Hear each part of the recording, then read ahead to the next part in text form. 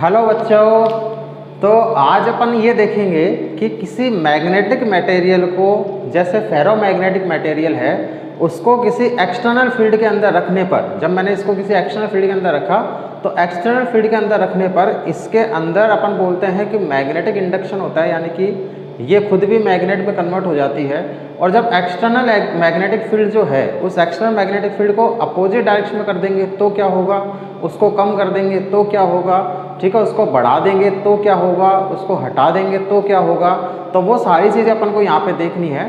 तो उसको अपन देखते हैं मैग्नेटिक हिस्टैरिसीस लूप के थ्रू, ठीक है, जिसको अपन नाम, ये एक लूप बनावट में दिख रहा होगा, इसको बोला जाता है मैग्नेटिक हिस्टैरिसीस लूप, ठीक है। अब इसमें एक्चुअल में होता क्या है मैग्नेटिक हिस्टैरिसीस लूप के अंदर, उसको समझने से पहले एक चीज़ समझो कि अपन ने एक चीज़ देखी थी कि फेरोमैग्नेटिक मटेरियल जो होता है, उस फेरोमैग्नेटिक मटेरियल के अंदर जो एटम्स होते हैं वो मिलके क्या बना देते हैं, डोमेन अपने बना रहे थे। तो ये डोमेन बन रहे थे, इस डोमेन में क्या हो रहा था, मैग्नेटिक मोमेंट तो था हर एटम का, लेकिन नेट मैग्नेटिक मोमेंट क्या था, जीरो था।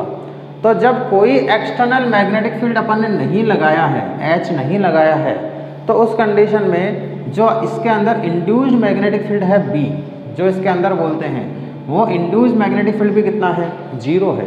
तो जब एच की वैल्यू जीरो है तो मैग्नेटिक मोमेंट जो है बी वो भी मैग्नेटिक इंडक्शन जो है बी वो भी क्या है, जीरो है। तो अपना ग्राफ यहाँ से शुरू हुआ, ठीक है। फिर मान लो मैंने इसको किसी एक्सटर्नल मैग्नेटिक फील्ड, या जिसको अपन बोलते हैं मैग्नेटाइजिंग फील्ड, उसके अंदर मैंने इसको यदि रखा एच, ठीक है। तो मैग्नेटाइजिंग फील्ड के अंदर यदि मैंने इसको रखा तो धीरे धीरे अपन बोलते हैं कि जो मैग्नेटिक मोमेंट होते हैं वो भी रोटेट होकर किधर होने लग जाते हैं, एक्सटर्नल मैग्नेटिक फील्ड की डायरेक्शन में ही होने लग जाते हैं, यानी इसके अंदर मैग्नेटिक इंडक्शन जो है वो इंड्यूस्ड होने लग जाता है। तो धीरे धीरे क्या होगा, धीरे धीरे जितने भी डाइपोल्स हैं वो डाइपोल्स अपन बोलते हैं मैग्नेटिक मोमेंट के डायरेक्शन में induce, magnetic intensity of magnetization यानी कि एच की डायरेक्शन में इंड्यूस होना शुरू हो जाते हैं, घूमना शुरू हो जाते हैं। तो ये ऐसा नहीं है एक साथ में सारे इधर घूम जाएंगे, धीरे धीरे जितने भी डाइपोल्स हैं वो डाइपोल्स इधर की तरफ घूमने लग जाएंगे। जैसे जैसे एच की वैल्यू बढ़ाते जाएंगे वैसे वैसे डाइपोल उधर घूमते जाएंगे। तो जैसे जैसे डाइपोल उधर घूमते जाएंगे वैसे वैसे इसके अंदर मैग्नेटिक इंडक्शन इंड्यूस्ड होने लग जाएगा, ठीक है। तो जैसे जैसे अपन एच की वैल्यू बढ़ाएंगे वैसे वैसे बी की वैल्यू बढ़ेगी। तो ग्राफ अपना कुछ ऐसे चलता है, इस डायरेक्शन में, ओ से ए डायरेक्शन में चला गया। उसके बाद में जैसे ही यदि मैं एच की वैल्यू को, या जितने भी डाइपोल थे वो यदि सारे ए की डायरेक्शन में हो गए, तो जितना मैक्सिमम इसके अंदर इंड्यूस हो सकता था उतना हो चुका भी। जब सारे ही ए के डायरेक्शन में हो गए तो अब यदि मैं एच की वैल्यू को बढ़ाता भी हूँ तो उस कंडीशन में बी की वैल्यू पे कोई इफेक्ट नहीं आएगा, क्योंकि जैसे स्टार्टिंग में तो जैसे जैसे मैं एच की वैल्यू को बढ़ा रहा था वैसे वैसे डाइपोल इधर की तरफ रोटेट होना शुरू हो रहे थे, और जैसे जैसे इधर की तरफ रोटेट होना शुरू हो रहे थे बी की वैल्यू, इसके अंदर जो मैग्नेटिक इंडक्शन था वो इंक्रीज होना शुरू हो रहा था। लेकिन जब सारे ही उधर चले जाएंगे तो अब चाहे एच की वैल्यू को बढ़ा दो, अब एच की वैल्यू यदि मैं बढ़ा भी रहा हूँ तो भी बी पे कोई इफेक्ट नहीं आएगा, क्योंकि जितना मैक्सिमम इसके अंदर होना था उतना हो चुका। यानी कि जैसे जैसे एच की वैल्यू बढ़ती है वैसे वैसे बी की वैल्यू बढ़ती है, यहाँ तक बढ़ गई। अब उसके बाद में यदि मैं एच की वैल्यू बढ़ाऊंगा तो भी ग्राफ अपना ऐसे चलेगा स्ट्रेट लाइन, क्योंकि बी की वैल्यू जितनी मैक्सिमम होनी थी उतनी मैक्सिमम हो चुकी है, ठीक है। फिर उसके बाद में क्या करेंगे अपन, फिर मैं क्या करूँगा, एच की वैल्यू को कम करना शुरू कर दूंगा। कम करना शुरू कर दिया तो जब एच की वैल्यू कम करना शुरू करेंगे तो कुछ डाइपोल वापस से रोटेट होने लग जाएंगे, ठीक है, दूसरी डायरेक्शन में। तो जब वापस से रोटेट होने लग जाएंगे तो बी की वैल्यू क्या होगी, डिक्रीज होना शुरू हो जाएगी।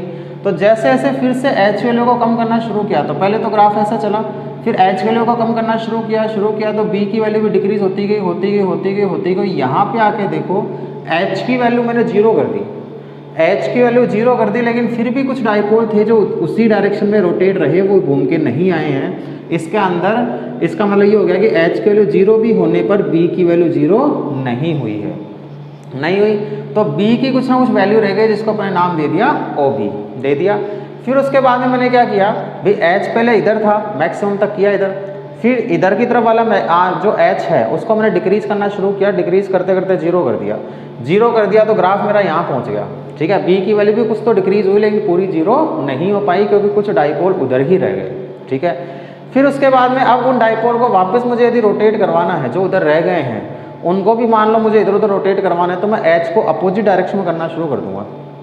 तो एच को जैसे मान लो जब मैंने एच को डिक्रीज करते करते 0 कर दिया, एच को हटा ही दिया, तो क्या हुआ, कुछ डाइपोल जो है वो ऐसे रोटेट हो गए।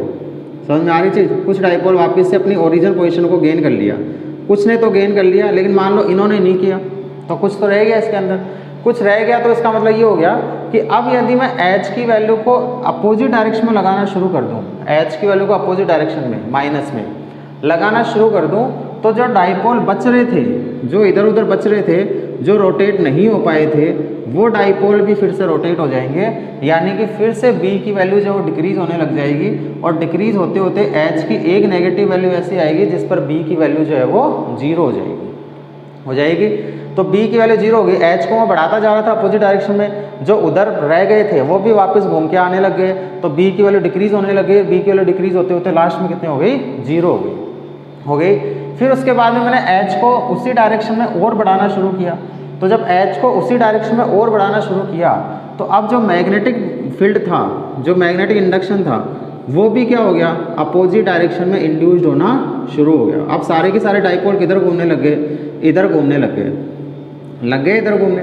तो जब सारे के सारे डाइपोल इधर घूमने लग गए, तो अपोजिट डायरेक्शन में मैग्नेटिक इंडक्शन बढ़ने लग गया। तो ये नेगेटिव आ गया, देखो अपोजिट डायरेक्शन मतलब नेगेटिव में, तो अपोजिट डायरेक्शन में मैग्नेटिक इंडक्शन होना शुरू हो गया।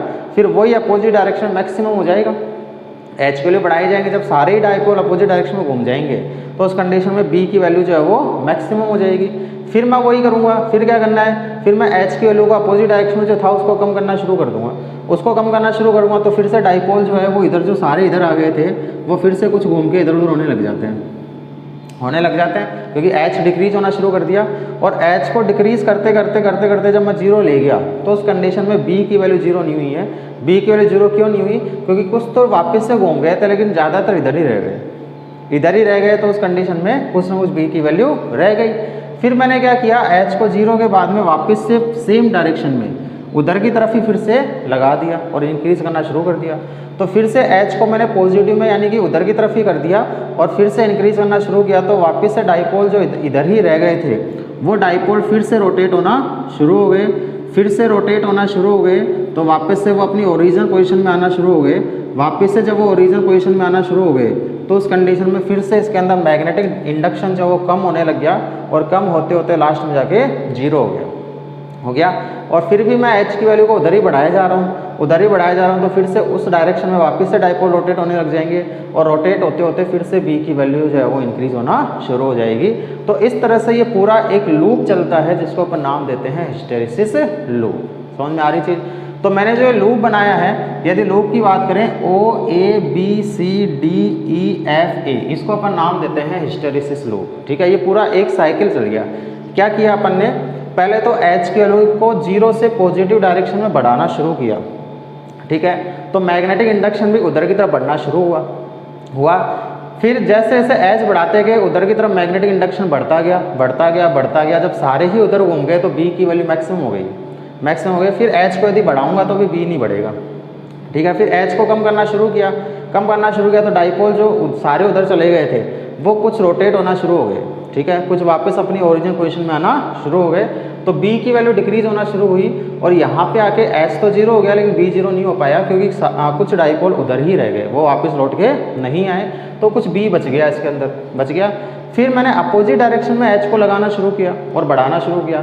तो अपोजिट डायरेक्शन में जब एच को बढ़ाना शुरू किया, तो वापस से डाइपोल जो बच गए थे, वो भी अपनी ओरिजिनल पोजीशन में आने लग गए, यानी कि बी की वैल्यू फिर से डिक्रीज होते होते यहाँ पे जाके 0 हो गई। तो एच की कुछ वैल्यू ऐसी आई जिस पर बी की वैल्यू जो है वो 0 हो गई। फिर वही मैंने अपोजिट डायरेक्शन वाला ही एच की वैल्यू को बढ़ाना शुरू कर दिया, और बढ़ाया, तो अब डाइपोल अपोजिट डायरेक्शन में रोटेट होना शुरू हो गए, तो फिर से बी की वैल्यू बढ़ी। फिर वही सारे जब एक ही डायरेक्शन में इधर की तरफ ही रोटेट हो गए, तो उस कंडीशन में बी मैक्सिमम हो गया।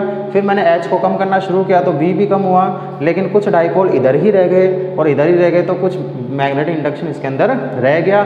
फिर मैंने और एच को बढ़ाना इधर शुरू किया, तो फिर से जो बी है वो अपोजिट डायरेक्शन में बढ़ना शुरू हुआ, और इस तरह से अपना ये ग्राफ चला। ठीक है, अब इसमें कुछ टर्म्स है वो याद रखनी है। हिस्टेरिसिस लूप तो क्या हो गया कि किसी मैग्नेटिक इंडक्शन, जैसे मान लो ये अपनी रोड थी। ठीक है, ये जो मटेरियल मैंने लिया है, ये रोड का लिया है, ये मान लो ये रोड थी। तो इस रोड के अंदर फिलहाल कोई मैग्नेटिक फील्ड नहीं है, तो जैसे ही मैंने इस पर वायर्स लपेटे और वायर्स लपेट के मैंने करंट फ्लो करवाना शुरू किया, ठीक है, करंट फ्लो करवाना शुरू किया, तो इसके अंदर मैग्नेटिक फील्ड डेवलप हुआ इधर की तरफ। उस मैग्नेटिक फील्ड के कारण इस मटेरियल में क्या होने लग गया, मैग्नेटिक इंडक्शन होना शुरू हो गया, और फिर एक मैक्सिमम वैल्यू आई जहाँ तक मैग्नेटिक इंडक्शन हुआ, ठीक है। तो एक इसमें डेफिनेशन आती है अपने पास में रेजिडुअल मैग्नेटिज्म और रिटेंटिविटी। रेजिडुअल मैग्नेटिज्म क्या हो गया कि H की वैल्यू 0 होने पर B की जो रिमेनिंग वैल्यू बच रही है, ये वाली H की वैल्यू 0 होने पर B की जो रिमेनिंग वैल्यू बच रही है OB, उसको नाम देते हैं रेजिडुअल मैग्नेटिज्म और रिटेंटिविटी। समझ में आ रही चीज? The value of magnetic induction eight which B becomes 0, ठीक है, the remaining value of magnetic induction eight which H becomes 0 is called residual magnetism, ठीक है। रेजिडुअल मैग्नेटिज्म बोल दो या रिटेंटिविटी बोल दो या रिमेनेंस बोल दो, तीनों वर्ड तीनों का मतलब एक ही है कि H की वो वैल्यू जिस पर H 0 होने पर भी B की रिमेनिंग जो वैल्यू होती है, उस रिमेनिंग वैल्यू को नाम देते हैं रेजिडुअल मैग्नेटिज्म या रिटेंटिविटी या रिमेनेंस, ठीक है। सेकंड इसमें आता है कोर्सिविटी, ठीक है। कोर्सिविटी क्या होती है, H की अपोजिट डायरेक्शन में वो वैल्यू, ठीक है, ये तो किसकी डेफिनेशन हो गई, सेकंड टर्म की। H की अपोजिट डायरेक्शन में वो वैल्यू जिस पर B यानी कि मैग्नेटिक इंडक्शन जो वो 0 हो जाता है, उसको नाम देते हैं कोर्सिविटी, ठीक है। The value of H in opposite direction at which magnetic induction becomes 0 is called क्या, इज कॉल्ड कोर्सिविटी, ठीक है। नेक्स्ट आता है मैग्नेटिक सैचुरेशन। मैग्नेटिक सैचुरेशन क्या होता है कि H की वो मैक्सिमम वैल्यू जिस पर B की वैल्यू मैक्सिमम हो जाती है, ठीक है। H की वो मिनिमम वैल्यू जिस पर B की वैल्यू मैक्सिमम हो जाती है, उसके बाद में H को बढ़ाने पर B बढ़ता नहीं है, तो उस H को अपन नाम देते हैं मैग्नेटिक सैचुरेशन। ये सैचुरेशन की कंडीशन हो गई जिसमें सारे के सारे डाइपोल जो है वो रोटेट होके एक ही डायरेक्शन में चले गए। तो अब उसके बाद में और इसमें मैग्नेटिक इंडक्शन डेवलप नहीं हो सकता है, यानी कि B की वैल्यू जिस H पे मैक्सिमम हो जाती है, उस कंडीशन को नाम देते हैं मैग्नेटिक सैचुरेशन, ठीक है। नेक्स्ट अपने पास में आता है हिस्टेरिसिस। तो हिस्टेरिसिस में क्या होता है, हिस्टेरिसिस में यदि अपन देखें तो आगे कौन चल रहा है, H चल रहा है या B चल रहा है, आगे देखो कौन चल रहा है। यहाँ पर तो H क्या हुआ, H की वैल्यू जो भी हुई B मैक्सिमम हो गया। फिर मैंने जब रिवर्स करना शुरू किया तो H तो 0 हो गया लेकिन B 0 नहीं हुआ, B यहाँ तक रह गया, ठीक है। फिर H को नेगेटिव में कर दिया तब जाके B 0 हो गया। फिर H को नेगेटिव में और बढ़ाया, फिर B भी नेगेटिव में बढ़ना शुरू हुआ। तो आगे कौन चल रहा है, H, और पीछे कौन चल रहा है, B। तो H के आगे H के पीछे B के चलने की जो प्रोसेस है उसको अपन नाम देते हैं हिस्टेरिसिस, ठीक है। इसलिए अपन इसको नाम देते हैं हिस्टेरिसिस लूप, ठीक है, कि H आगे चलता रहता है और B उसके पीछे चलता है, क्योंकि H यहाँ पहले 0 हो गया, B 0 नहीं हुआ, B आगे जाके 0 होगा, ठीक है। फिर H पहले ही नेगेटिव में हो गया, B आगे जाके नेगेटिव में होगा। तो H और B में H के आगे चलने की प्रोसेस और B के पीछे चलने की जो प्रोसेस है उसको अपन नाम देते हैं हिस्टेरिसिस, ठीक है। तो ये पूरा अपना एक हिस्टेरिसिस लूप बन जाता है। अब इसमें एक लास्ट आता है जिसको अपन बोलते हैं हिस्टेरिसिस लॉस। अब इसमें कोई एनर्जी का लॉस भी तो होगा, तो हिस्टेरिसिस लॉस क्या होता है वो चीज़ समझो। हिस्टेरिसिस लॉस क्या होगा कि जैसे ही इसके अंदर पूरा एक साइकिल कंप्लीट हो जाता है, पूरा एक साइकिल कंप्लीट हो गया तो कुछ एनर्जी का लॉस होता है, उस एनर्जी के लॉस को ही अपन नाम देते हैं हिस्टेरिसिस लॉस। वो हिस्टेरिसिस लॉस का जो फॉर्मूला होता है हिस्टेरिसिस लॉस पर सेकंड, या मैं बोल दूं कि अपन ये बोल सकते हैं एनर्जी लॉस पर second is called hysteresis loss, ठीक है। पर सेकंड जो एनर्जी का लॉस हो रहा है इसको अपन नाम देते हैं हिस्टेरिसिस लॉस। और इसकी वैल्यू क्या होती है, इसकी वैल्यू होती है वॉल्यूम ऑफ मटेरियल, जो मटेरियल अपन ने लिया है उसका volume, into area of hysteresis loop, ये हिस्टेरिसिस लूप का area, into number of cycles in A second. Number of पर सेकेंड अपन को एनर्जी लॉस निकालना है तो number of cycles in A second, जैसे ये एक सेकेंड के अंदर ये कितने साइकिल चले, ठीक है। भी ये पूरा एक साइकिल हो गया, इस तरह से यहाँ से चलना शुरू हुआ और ऐसे चला और ऐसे चला और ऐसे चला, ये पूरा एक साइकिल हुआ। तो ऐसे ही एक सेकंड में कितने नंबर ऑफ साइकिल्स कवर हो गए, वो यहाँ पे क्या आ गया VN। तो फॉर्मूला जो हो गया अपना पर सेकंड जो एनर्जी लॉस हुआ उसका फॉर्मूला क्या आया VAN। अब यहाँ से एक चीज़ समझ रहे होंगे कि वॉल्यूम और यदि नंबर ऑफ साइकिल्स में कांस्टेंट कर दूँ तो एरिया जितना ज़्यादा होगी, नंबर ऑफ साइकिल्स और वॉल्यूम तो अपने हाथ में ही है, तो एरिया जितना ज़्यादा होगा हिस्टैरिसीस लॉस का, उसमें एनर्जी लॉस जो है वो उतनी ही ज़्यादा होगी। समझ में आ रही चीज़? जितना मोटा एरिया होगा हिस्टैरिसीस लूप का, उतनी ही ज़्यादा उसके अंदर क्या होगी, एनर्जी लॉस होगी। इसलिए अपन हमेशा ऐसा मटेरियल सेलेक्ट करते हैं जिसका हिस्टैरिसीस लूप का एरिया जो है वो कम से कम हो। जितना कम एरिया होगा उसके अंदर एनर्जी लॉस भी, एनर्जी लॉस कम ही करवाना चाहते हैं अपन, तो जितना कम एरिया होगा एनर्जी लॉस जो है वो उतना ही कम होगा। ठीक है, तो इसको अपन बोलते हैं हिस्टैरिसीस लूप। और ये किसके लिए काम करता है, फेरोमैग्नेटिक मटेरियल के लिए, क्योंकि अपन ने फेरोमैग्नेटिक मटेरियल में देखा था कि जब एक्सटर्नल मैग्नेटिक फील्ड को हटा दिया जाता है तो भी उसके अंदर कुछ ना कुछ मैग्नेटिज्म रह जाता है। तो वही यहाँ पे हुआ कि एक्सटर्नल मैग्नेटिक फील्ड को हटाने पर भी कुछ ना कुछ इसके अंदर मैग्नेटिक फील्ड रह गया। तो ये मटेरियल कैसा है, फेरोमैग्नेटिक मटेरियल। क्लियर? अब देखो इसकी इंपॉर्टेंस क्या है। नेक्स्ट अपना ये आता है टॉपिक, मैं बोल ही रहा हूँ बस सुन लेना। इंपॉर्टेंस ऑफ हिस्टैरिसीस लूप क्या है, इंपॉर्टेंस क्या होगा।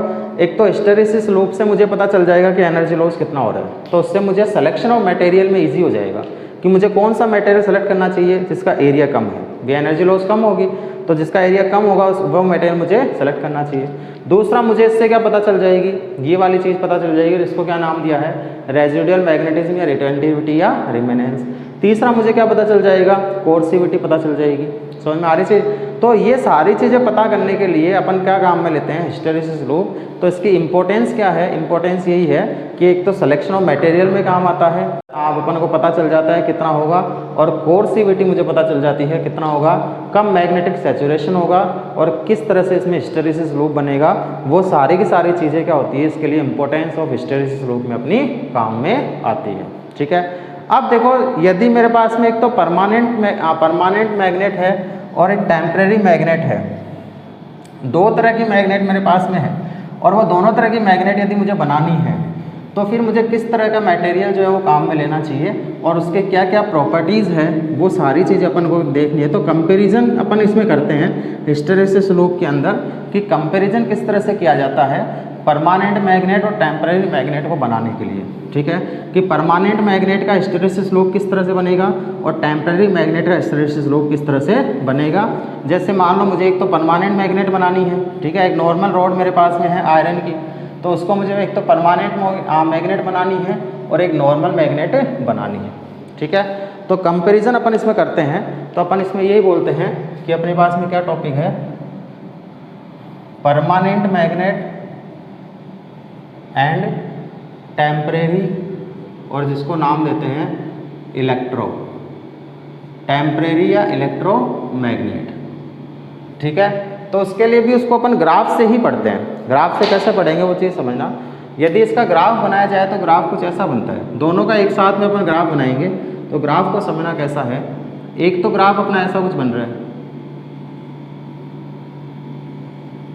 ऐसा कुछ, ठीक है, और एक जो दूसरा ग्राफ बन रहा है वो अपना ऐसा कुछ बन रहा है, समझना इस चीज़ को। दूसरा जो ग्राफ बन रहा है वो अपना ऐसा कुछ बन रहा है, इस टाइप का ऐसा। ठीक है, इधर की तरफ तो मैंने B ले लिया मैग्नेटिक इंडक्शन, और इधर की तरफ अपन ने ले लिया H, ठीक है, इंटेंसिटी ऑफ मैग्नेटाइजेशन। और उसके बाद में देखो इसमें क्या हुआ, ये जो ग्राफ बना है ये तो हार्ड स्टील का बना है, ठीक है, और ये जो बना है ये सॉफ्ट स्टील का बना है। ठीक है, सॉफ्ट आयरन जिसको अपन बोल सकते हैं, सॉफ्ट स्टील जिसको अपन बोल सकते हैं। तो ये तो हार्ड का बना है और ये सॉफ्ट का बना हुआ है। अब देखो यहाँ से यदि अपन बात करें हार्ड और सॉफ्ट के अंदर, ठीक है, तो हार्ड और सॉफ्ट में यदि अपन देखें तो हार्ड के लिए जो रेजिडुअल मैग्नेटिज्म है, अच्छा पहले तो ये देखो कि म्यू की वैल्यू किसमें ज़्यादा है, म्यू की वैल्यू किसमें ज़्यादा है। फर्स्ट पॉइंट तो इसमें देखा जाता है कि म्यू की वैल्यू किसमें ज़्यादा है। म्यू क्या होता है, B/H। ठीक है, तो यदि मैं H की वैल्यू कांस्टेंट मान लूँ, जैसे मान लो H की वैल्यू मैंने यहाँ पे कांस्टेंट मान ली दोनों के लिए, तो जिसके लिए B की वैल्यू ज़्यादा होगी उसके लिए म्यू की वैल्यू ज़्यादा हो जाएगी, है या नहीं है। तो B की वैल्यू इसके लिए तो कितनी है, सॉफ्ट हार्ड के लिए वो तो इतनी है, और सॉफ्ट के लिए कितनी है, इतनी है। तो B की वैल्यू किसके लिए ज़्यादा है, सॉफ्ट के लिए ज़्यादा है। तो मैं ये बोल सकता हूँ कि म्यू सॉफ्ट जो है वो ज़्यादा होगा किससे, म्यू हार्ड से। एक चीज़ तो अपन को ये पता चलती है इससे कंपैरिजन से। दूसरा, यदि म्यू सॉफ्ट ज़्यादा है म्यू हार्ड से, तो म्यू आर किसके लिए ज़्यादा होगा? म्यू आर क्या होता है? म्यू आर क्या होता है? यदि म्यू की बात करें तो म्यू इक्वल टू क्या होता है? म्यू इक्वल टू होता है म्यू नॉट म्यू आर। तो म्यू आर क्या हो जाएगा? Mu upon mu naught. Mu naught तो कांस्टेंट है, तो मैं ये बोल सकता हूँ कि म्यू आर जो है वो डायरेक्टली किसके हो गया? म्यू आर जो है वो डायरेक्टली किसके हो गया? म्यू के। यानी जिसके लिए म्यू ज़्यादा है उसके लिए म्यू आर भी ज़्यादा होगा। तो मैं ये बोल सकता हूँ म्यू आर जो है वो सॉफ्ट के लिए ज़्यादा होगा, किससे? म्यू आर जो है वो हार्ड के लिए। समझ में आ रही चीज़? फिर थर्ड पॉइंट अपन क्या बोलते हैं कि जो काई एम होता था वो क्या होता था? म्यू आर माइनस 1 ऐसा होता था। म्यू आर इक्वल टू क्या होता था? 1 प्लस काई एम। तो अपन को ये पता है कि यहाँ से जिसका म्यू आर ज़्यादा होगा उसका काई एम भी ज़्यादा होगा। इसका मतलब काई एम जो है वो किसका ज़्यादा होगा? सॉफ्ट का ज़्यादा होगा। और काई एम जो है वो किसका कम होगा? हार्ड का कम होगा। तो सॉफ्ट स्टील या सॉफ्ट आयरन का म्यू आर काई एम ज़्यादा होगा और हार्ड स्टील का काई एम जो है वो कम होगा। ठीक है, सारी चीज़ अपन को ग्राफ से पता चल रही है। बस एक ग्राफ बना लो, उससे सारी चीज़ निकल के आ जाएगी। और देखो, और यदि अपन देखें तो रेजिडुअल मैग्नेटिज्म किस में ज़्यादा है? इसमें रेजिडुअल मैग्नेटिज्म इतना है और इसमें रेजिडुअल मैग्नेटिज्म इतना है। यानी कि रेजिडुअल मैग्नेटिज्म किस में ज़्यादा है? यदि मैं बात करूँ रेजिडुअल मैग्नेटिज्म की बात करें तो रेजिडुअल मैग्नेटिज्म जो है वो सॉफ्ट में ज़्यादा आ रहा है और रेजिडुअल मैग्नेटिज्म जो है वो हार्ड में कम आ रहा है। और देखो कोर्सिविटी किस में ज़्यादा है? इसके लिए कोर्सिविटी इतनी है और इसके लिए कोर्सिविटी इतनी है, तो ज़्यादा किसके लिए हो गई? हार्ड के लिए। यानी कि मैं बात कर सकता हूँ कि कोर्सिविटी जो होती है,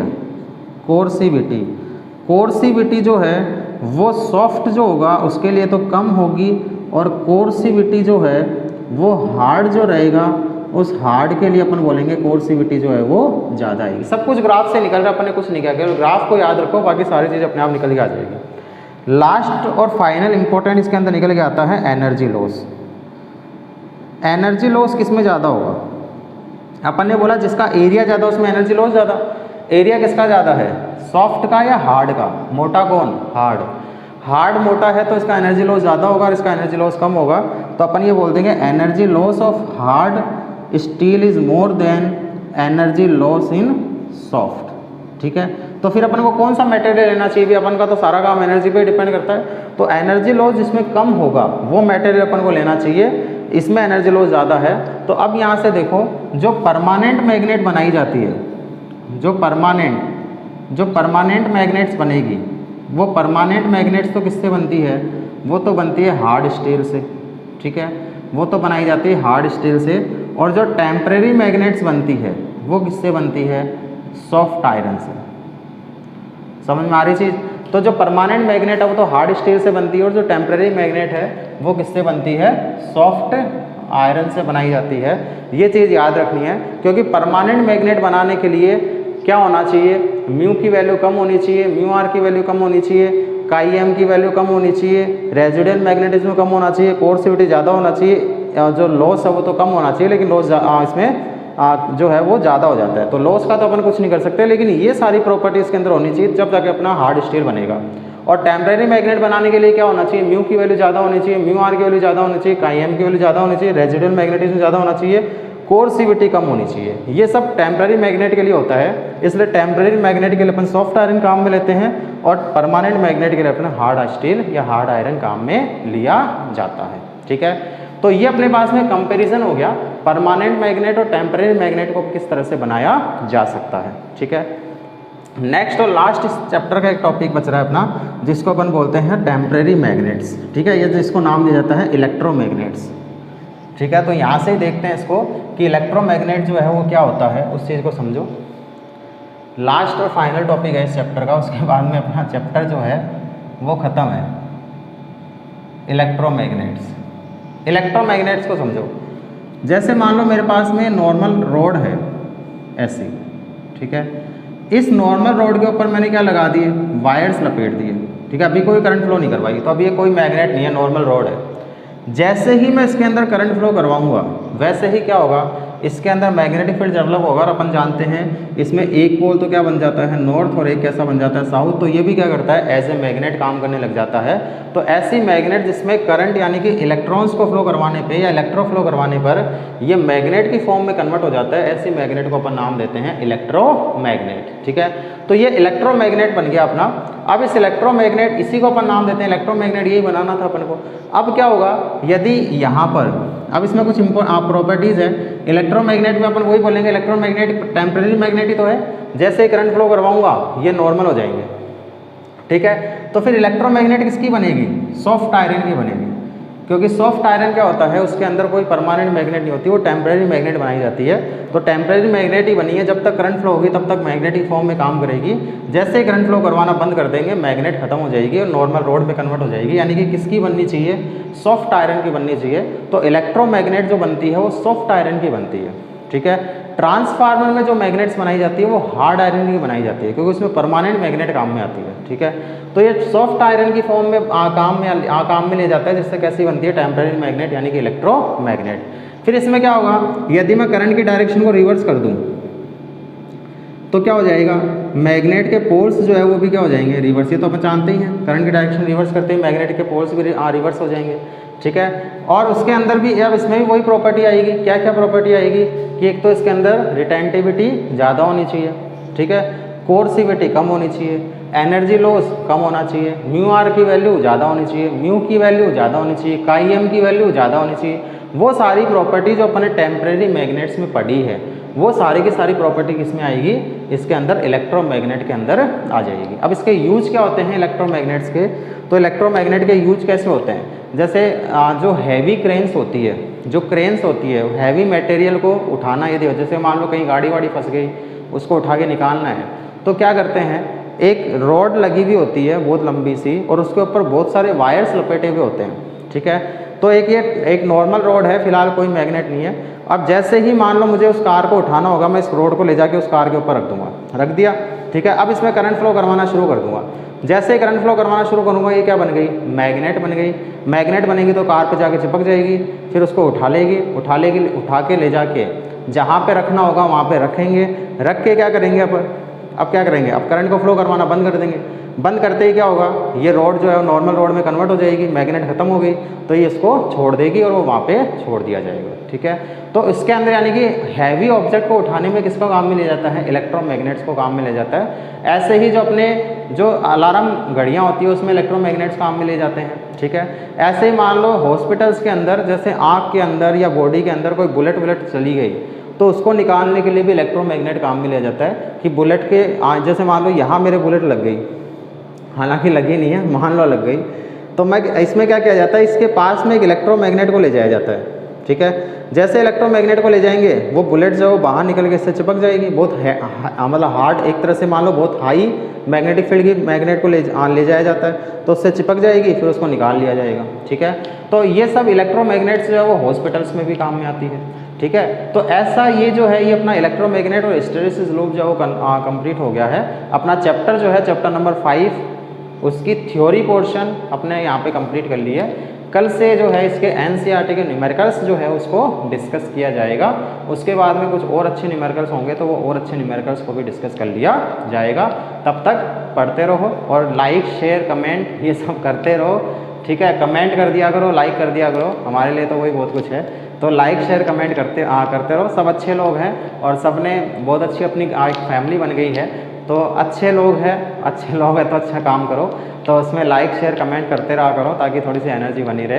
तो तब तक पढ़ते रहो, मज़े करते रहो। कल फिर मिलेंगे एक नए वीडियो के साथ में। All the very best.